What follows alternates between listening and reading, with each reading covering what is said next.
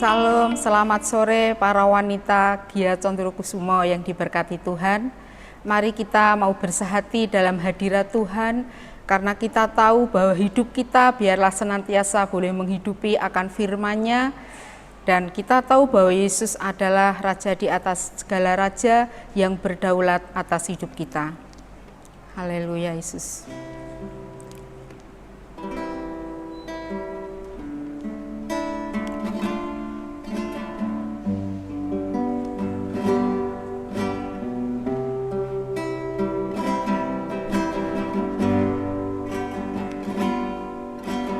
Ku rindu setiap waktu hidupi kebenaran-Mu, bukan dengan kuatku, namun karena Roh-Mu. Yesuslah yang ku pegang teguh.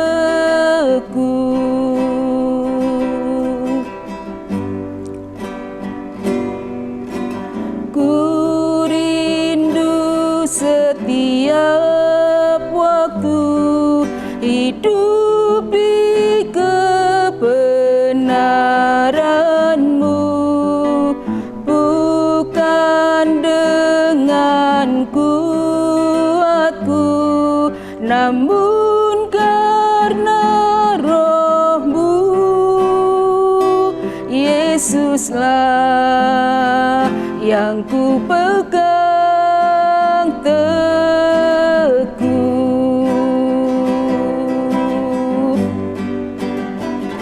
Yesuslah Tuhan,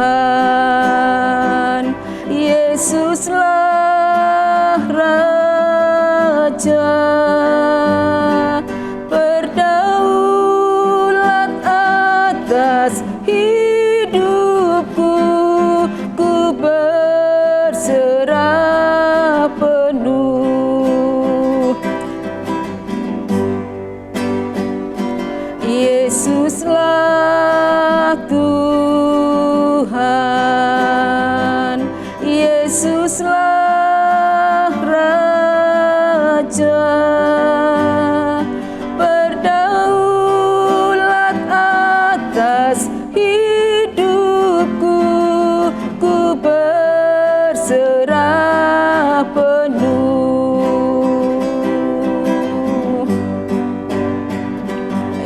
Yesuslah Tuhan, Yesuslah Raja, berdaulat atas hidupku, ku berserah penuh. Berdaulat atas hidupku, ku berserah penuh. Berdaulat atas hidupku, ku berserah penuh. Mari para wanita kita bersehati dalam doa. Bapa di surga, sungguh kami mengucap syukur atas anugerah keselamatan yang Kau berikan dalam hidup kami. Kami bersyukur kalau saat sore hari ini Tuhan, kami boleh bersehati bersama para wanita Gia Condrokusumo, ibadah secara online. Untuk itu ya Bapa, biarlah para wanita boleh di rumah meluangkan waktu bersama-sama, bersehati, mau memuji, belajar akan kebenaran firman-Mu. Untuk itu Bapa, berkati dan kuasai baik baik kami yang di sini, para wanita yang ada di rumah, semua dalam berkat Tuhan, dalam perlindungan Tuhan senantiasa. Kami mau menyiapkan hati kami ya Bapa, untuk kami mendengarkan sebagian dari firman-Mu. Mari ya Tuhan, Engkau yang punya firman, Engkau yang akan menjelaskan bagi setiap kami, Engkau yang akan membuat kami boleh mengerti kebenaran firman-Mu, dan terlebih daripada itu Bapa, kami boleh menjadi pelaku-pelaku firman-Mu yang hidup. Terpujilah nama-Mu Bapa, kami siap dan siap menyambut kebenaran firman-Mu, hanya di dalam berkat nama Tuhan Yesus kami berdoa. Amin. Baik para wanita yang dikasih Tuhan, kita akan belajar firman Tuhan yang diambil dari 1 Samuel 2 ayat 1 sampai yang ke-10. Demikian firman Tuhan akan saya bacakan. Puji-pujian Hana. Lalu berdoalah Hana, katanya, hatiku bersukaria karena Tuhan, tanduk kekuatanku ditinggikan oleh Tuhan, mulutku mencemoohkan musuhku, sebab aku bersukacita karena pertolongan-Mu. Tidak ada yang kudus seperti Tuhan, sebab tidak ada yang lain kecuali Engkau, dan tidak ada gunung batu seperti Allah kita. Janganlah kamu selalu berkata sombong, janganlah caci maki keluar dari mulutmu, karena Tuhan itu Allah yang Maha Tahu, dan oleh Dia perbuatan-perbuatan diuji. Busur pada pahlawan telah patah, tetapi orang-orang yang terhuyung-huyung pinggangnya berikatkan kekuatan. Siapa yang kenyang dahulu sekarang menyewakan dirinya karena makanan, tetapi orang yang lapar dahulu sekarang boleh beristirahat. Bahkan orang yang mandul melahirkan 7 anak, tetapi orang yang banyak anaknya menjadi layu. Tuhan mematikan dan menghidupkan. Ia menurunkan ke dalam dunia orang mati dan mengangkat dari sana.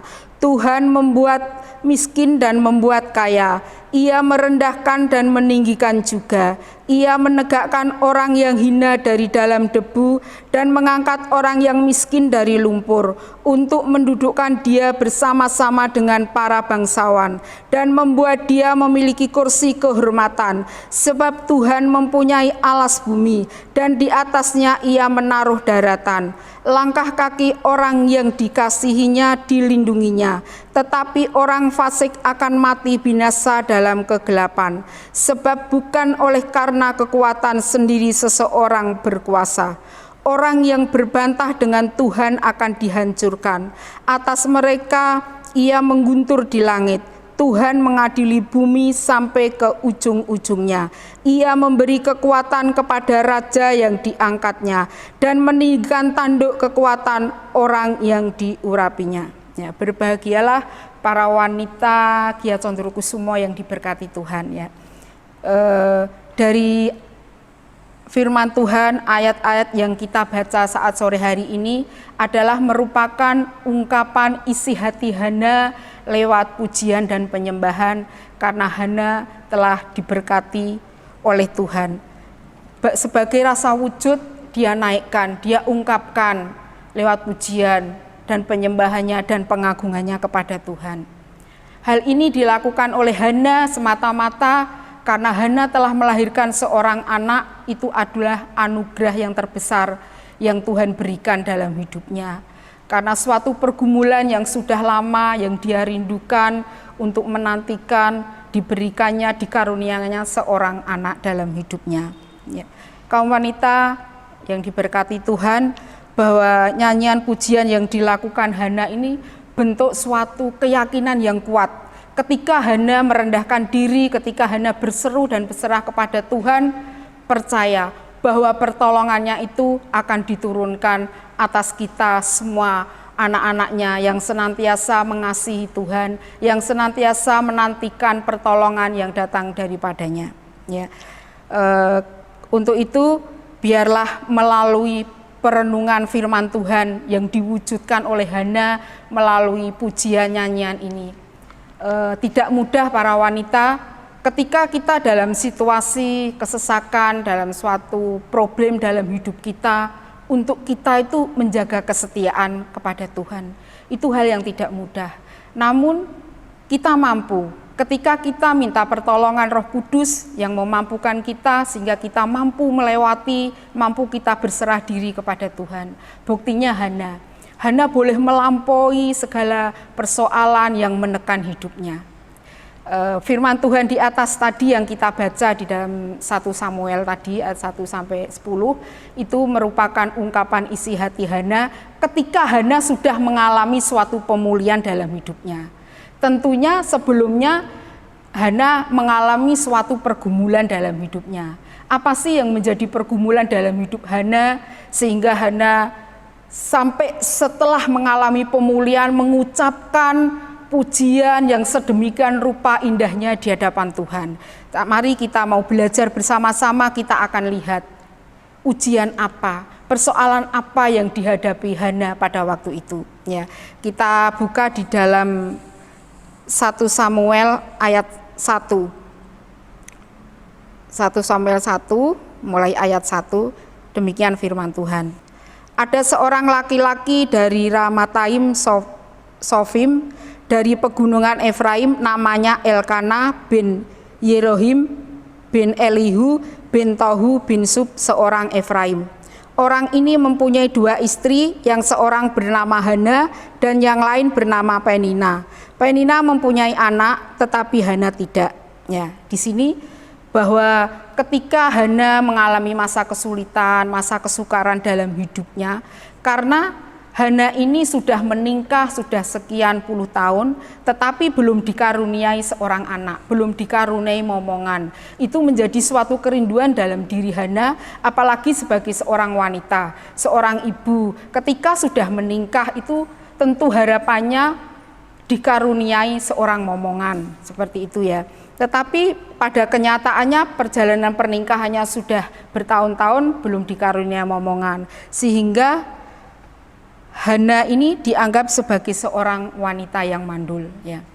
Seorang wanita yang mandul di zaman Israel pada waktu itu dianggap merupakan kena aib ya. Dianggap wanita yang hina, dianggap wanita yang diasingkan. Karena pada masa itu ketika seorang wanita dapat melahirkan keturunan itu mendapatkan suatu penghormatan. Kita tidak usah jauh berpikir di budaya di sana, di lingkungan kita sendiri gitu ya. Di lingkungan kita sendiri saya banyak menyaksikan ketika seorang sudah membina rumah tangga tentunya merindukan untuk dikaruniai seorang anak.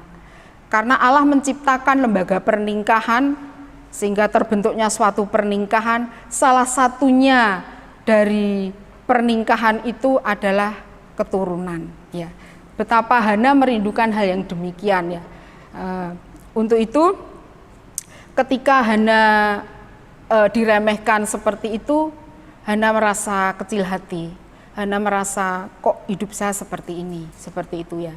Bahkan saya sendiri ngalami ketika kami dalam tahun pertama pernikahan, 1 tahun pertama belum dikaruniai momongan, itu saya juga ketika melihat orang lain, keluarga muda yang lain bersama istri, anak dan menggendong anaknya kecil, mungil gitu rasanya, pengen banget, rindu gitu. Sampai saya berkata, Tuhan saya juga rindulah untuk diberkati momongan dalam kehidupan kami gitu. Tapi benar para wanita Gia Condrokusumo yang diberkati Tuhan, suatu kebahagiaan yang melengkapi terutama sebagai seorang istri kalau Tuhan percaya kita dapat melahirkan keturunan yang ilahi, keturunan yang takut akan Tuhan dalam hidup kita.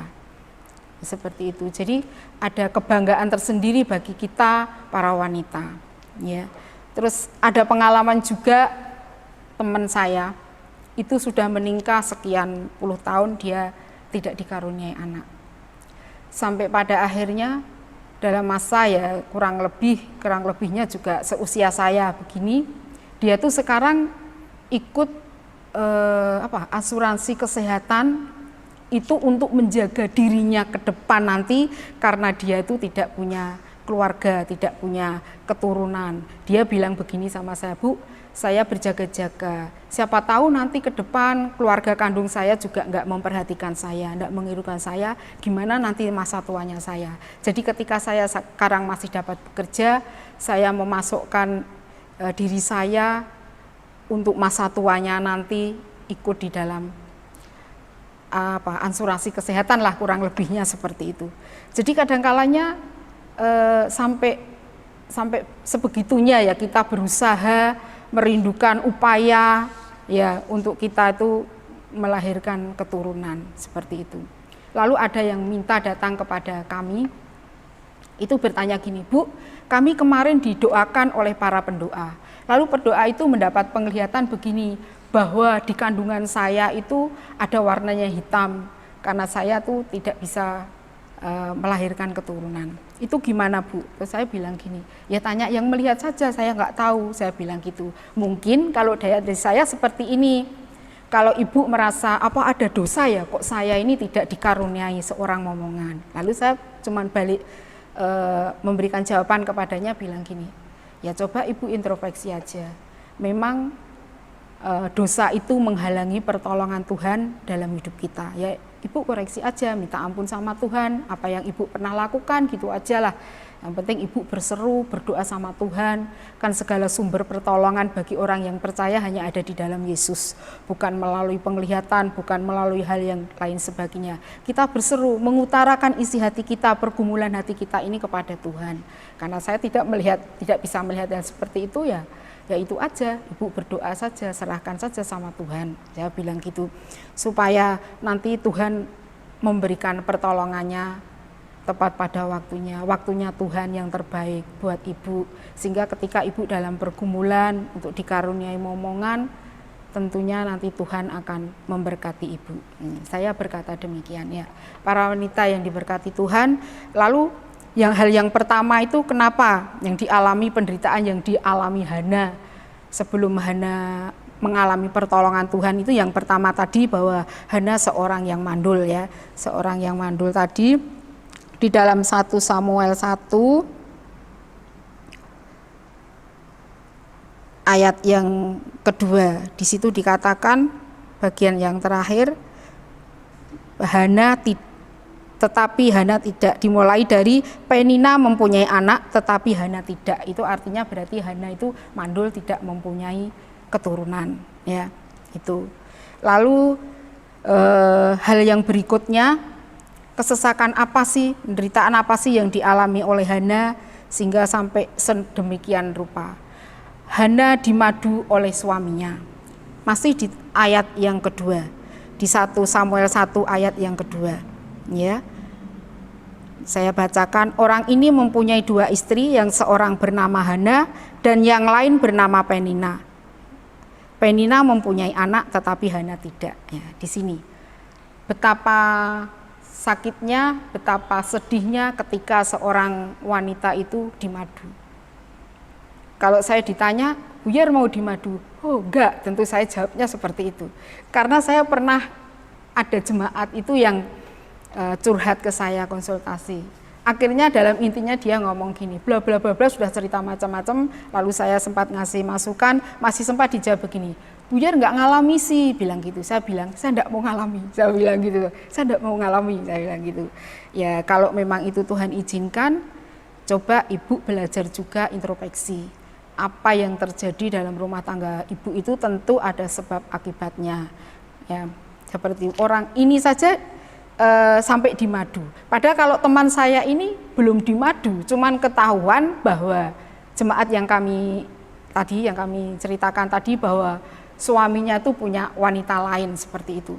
Itu saja sudah sakitnya seperti itu. Datang kepada saya pulang dari sini Bu, nanti mau cari bensin, mau siram tuh suami, pakai bensin mau saya bakar. Dia bilang gitu. Lalu saya bilang, Bu, kalau ibu melakukan tindakan yang seperti itu nanti ibu berurusan dengan hukum juga loh.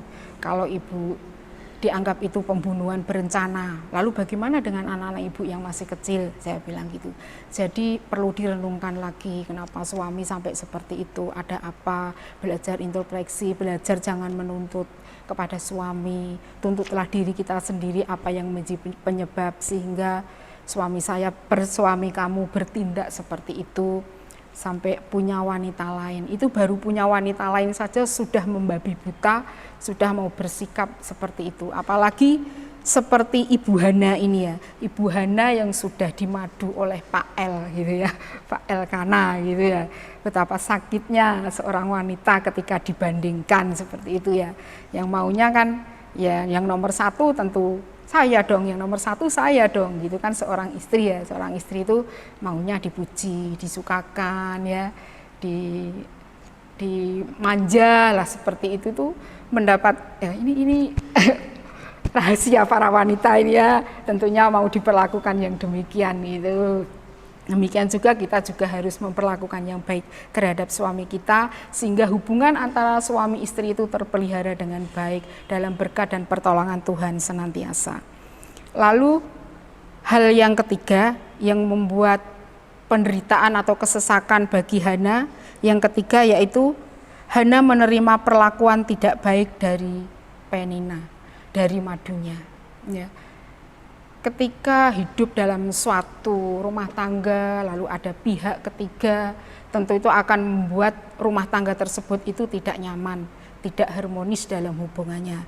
Betapa merasakan sakit, berapa merasakan ya sudah tidak karuan lah yang dialami. Ya coba kita baca di dalam ayat yang ke-6 sampai yang ke-7. Tetapi madunya selalu menyakiti hatinya supaya ia gusar, karena Tuhan telah menutup kandungannya. Demikianlah terjadi dari tahun ke tahun. Setiap kali Hana pergi ke rumah Tuhan, Penina menyakiti hati Hana, sehingga ia menangis dan tidak mau makan. Ya. Yang dialami oleh Ibu Hana ini tidak hanya hitungan minggu, bulan, tapi tahun demi tahun ya. Tahun demi tahun. Bahkan ketika pergi ke rumah Tuhan untuk berdoa kepada Tuhan, bertemu dengan Penina, dan Penina selalu menyakiti hatinya. Ya. Mungkin ini tidak kekerasan secara fisik ya, tidak dijelaskan secara real. Mungkin melalui perkataan, ya. Nyinggung-nyinggung lah, mungkin bahasanya gitu, nyindir-nyindir lah, mungkin kau wanita mandul, kau tidak berharga dan lain sebagainya. Yang membuat perkataan itu membuat Ibu Hana ini jadi sakit hati, jadi kecewa, jadi ngalami suatu penderitaan, beban moral secara psikologis gitu ya. Jadi mungkin ketika seseorang tuh mengelontarkan seperti Ibu Penina ini mengelontarkan kata-kata tanpa sengaja, tanpa dia nyadari bahwa setiap perkataan yang diucapkannya itu akan menyakiti hati orang lain, akan menyakiti Ibu Hana. Kadang seseorang itu tanpa menyadari itu seperti itu. Lalu ada sebuah cerita, saya pernah membaca buku begini. Ada seorang guru itu menyuruh muridnya, mari anak-anak sekarang menggambar sesuatu yang menyakitkan, bilang gitu. Lalu ada seorang siswa itu menggambar, itu gambar lidah yang terjulur gitu. Berarti melet gitu ya, lidahnya gitu. Lalu diberikannya lah kepada guru. Gurunya bertanya, loh, ini apa maksudnya kok kamu menggambar sebuah lidah yang menjulur, bahkan ditulisi maut gitu. Terus anak tersebut tuh menjawab seperti ini, dari semua kesakitan yang ada di dunia ini, yang paling sangat menyakitkan adalah suatu perkataan yang keluar lewat lidah. Itu yang akan meremukkan, akan menghancurkan seluruh kehidupan. Gitu. Jadi para wanita Gia Condro yang diberkati Tuhan, kita juga berhati-hati dalam mengeluarkan kata-kata, dalam menyampaikan kata-kata supaya kita itu tidak menyakiti sesama kita, tidak menyakiti orang lain. Ketika ini mungkin sampai Hana menangis, sampai terseduh-seduh, sampai tidak mau makan dan lain sebagainya, mendengar perkataan Ibu Penina yang menyakitkan gitu. Jadi mungkin ya tidak bisa bayanglah kita, apalagi kita para wanita itu hatinya itu sensitif. Ketika mendengar suatu perkataan yang tidak enak sih, udah dipikir terus dirasake terus ya. Dirasa aku ngerasake kan gitu ya. Para wanita kan biasanya seperti itu, merasakan gini, merasakan itu enggak enak dan lain sebagainya. Demikian ini yang dialami oleh Penina ya. Betapa dia menderitanya dalam mempertahankan sebuah pernikahan ya. Tadi yang pertama itu dianggap wanita mandul, lalu yang kedua dimadu oleh suaminya. Lalu hal yang ketiga, diperlakukan tidak adil dari madunya. Itu hal yang sangat menyakitkan, yang sangat menyedihkan. Lalu hal yang keempat, ya, hal yang keempat yang membuat Hana itu mengalami suatu kesesakan atau penderitaan yang dialami dalam hidupnya. Yang keempat adalah Hana dituduh sebagai seorang pemabuk atau wanita yang tidak baik atau wanita dursila. Ya, kita baca di dalam 1 Samuel 1 ayat yang ke-12, demikian firman Tuhan. Ketika perempuan itu terus-menerus berdoa di hadapan Tuhan, maka Eli mengamat-ngamati mulut perempuan itu. Dan karena Hana berkata-kata dalam hatinya, dan hanya bibirnya saja bergerak-gerak, tetapi suaranya tidak kedengaran, maka Eli menyangka perempuan itu mabuk. Lalu kata Eli kepadanya, berapa lama lagi engkau berlaku sebagai orang mabuk? Lepaskanlah dirimu daripada mabukmu. Tetapi Hana menjawab, bukan tuanku, aku seorang perempuan yang sangat bersusah hati. Anggur ataupun minuman yang memabukkan tidak kuminum, melainkan aku mencurahkan isi hatiku di hadapan Tuhan. Janganlah anggap hambamu ini seorang perempuan dursila, sebab karena besarnya cemas dan sakit hati aku berbicara demikian lamanya. Ya, kaum wanita yang diberkati Tuhan, Eli ini dianggap sebagai seorang yang pemabuk, seorang dursila. Itu yang menganggap demikian itu adalah seorang hamba Tuhan, ya, yang bernama Imam Eli. Ya. Ketika melihat Hana sedang berdoa, mungkin karena sesaknya dalam hati, sesaknya beban yang ada di dalam hatinya itu, sehingga membuat Hana itu tidak bisa mengeluarkan kata-kata. Dia hanya bergerak-gerak bibirnya, ya, komat kamit seperti itu karena tidak bisa terungkap lewat kata-kata. Mungkin hanya dalam hati dan bergerak-gerak seperti itu, bahwa Imam Eli menganggap bahwa Hana itu adalah mabuk seperti itu, ya. Padahal kenyataannya tidak, bahwa Hana sedang berdoa, menyerahkan pergumulan hidupnya yang berat kepada Tuhan, ya. Seperti itu. Para wanita yang diberkati Tuhan, kita akan belajar dari kehidupan seorang Hana yang menjaga kesetiaannya kepada Tuhan. Meskipun dalam mengalami penderitaan beban berat yang berat, Hana tetap menjaga hidup dalam mengiring Tuhan dengan penuh kesetiaan. Kesetiaan dalam mengiring Tuhan itu tidak perlu melihat situasi baik atau situasi buruk, kita tetap setia kepada Tuhan. Saya banyak memperhatikan orang-orang Kristen yang ada di sekitar kita. Ketika sedang mengalami suatu pergumulan, mereka sungguh-sungguh datang kepada Tuhan, mencari Tuhan, menyembah, bahkan setiap hari hidupnya ada di gereja, memuji, menyembah Tuhan. Tapi ketika semuanya itu sudah dijawab doanya oleh Tuhan, mereka makin lama makin undur dan meninggalkan Tuhan. Itu banyak yang saya lihat. Tetapi saya percaya di sini bahwa wanita Gia Condrokusumo yang diberkati Tuhan tidak demikian. Dalam susah, dalam senang, tetap setia mengiring Tuhan. Amin. Ya. Di situ itulah yang dikehendaki Tuhan dalam kehidupan kita. Kita tidak melihat situasi atau kondisi susah maupun senang, untuk kita itu setia kepada Tuhan.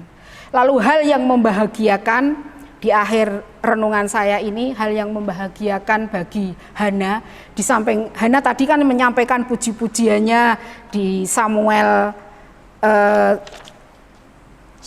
Samuel 2 ayat 1 sampai 10, itu bentuk ucapan syukur Hana melalui pujian dan penyembahan, ya. Para wanita nanti bisa merenungkan kalimat demi kalimat pujiannya Hana kepada Tuhan, begitu indah, begitu luar biasa dan memberkati kita. Lalu Hana tidak hanya diberkati dan dikaruniai seorang anak, ya. Kalau kita baca di dalam 1 Samuel 2 ayat yang ke-21, itu dikatakan kurang lebihnya bahwa Tuhan mengindahkan atau memperhatikan Hana sehingga Hana melahirkan 3 anak laki-laki dan 2 anak perempuan, ya. Itu sehingga Hana pada akhirnya Hana diberkati Tuhan dan dikaruniai seorang anak. Terlebih daripada itu, sungguh merupakan suatu kebanggaan bagi Ibu Hana karena salah satu dari anaknya itu menjadi nabi terbesar, ya, nabi besar di sepanjang masanya pada waktu itu, yaitu Nabi Samuel. Luar biasa kebanggaan bagi seorang ibu, ya, ketika menyerahkan pergumulannya dari awal sampai ada pertolongan Tuhan yang luar biasa, dapat melahirkan seorang anak, lalu salah satu anaknya menjadi hamba Tuhan yang dipakai Tuhan, yang diurapi. Sayangnya di sini tidak dijelaskan, ya, Samuel siapa gitu, ya. Siapa tahu seperti Pak Gembala kita, Bapak Pendeta Samuel Pria Utomo gitu. Barangkali, ya, karena di sini kan tidak dijelaskan, hanya Samuel gitu aja, ya. Biarlah kita dapat menteladani dan belajar dari kesesakan hidup Hana ini. Dalam kondisi apapun Hana tetap setia kepada Tuhan, dan itulah yang dikehendaki bagi setiap kita anak-anak Tuhan, orang yang percaya, khususnya para wanita Gia yang diberkati Tuhan sore hari ini. Kita tetap menjaga kesetiaan apapun keadaan kita. Tuhan Yesus memberkati. Mari kita berdoa. Bapa di surga, sungguh kami mengucap syukur kepadamu ya Tuhan, untuk kesempatan sore hari ini yang indah. Kami bersama-sama para wanita boleh bersehati dalam hadirat Tuhan untuk mendengarkan firman meski melalui secara online. Bapa, diberkatilah para wanita yang ada di rumah masing-masing. Mereka boleh melakukan setiap tugas tanggung jawab, usaha pekerjaan, apapun yang menjadi pergumulan para wanita, diberkati dan diberikan jalan keluar dalam setiap kehidupan mereka. Terpujilah namamu Bapa, kami bersyukur untuk firman-Mu, hamba-Mu menyampaikan dengan segala keterbatasan dan kekurangan, tapi kami percaya Roh Kudus yang memampukan dan menerjemahkan firman itu lebih dan lebih lagi agar menjadi rema bagi para wanita Gia Condrokusumo yang diberkati Tuhan. Terpujilah namamu Bapa, kami mengucap syukur dan berdoa hanya di dalam berkat nama Tuhan Yesus. Amin.